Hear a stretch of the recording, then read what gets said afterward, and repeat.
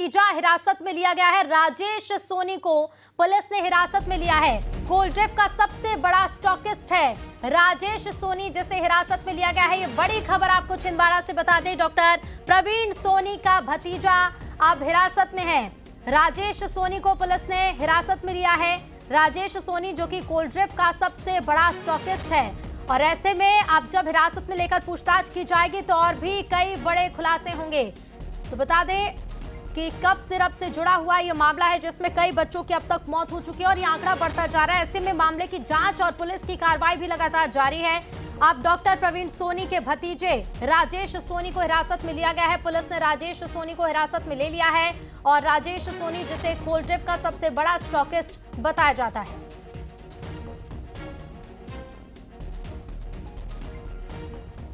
इधर बालोद में 2 दिन में दूसरी हत्या से सनसनी फैल गई। पाउवारा गांव में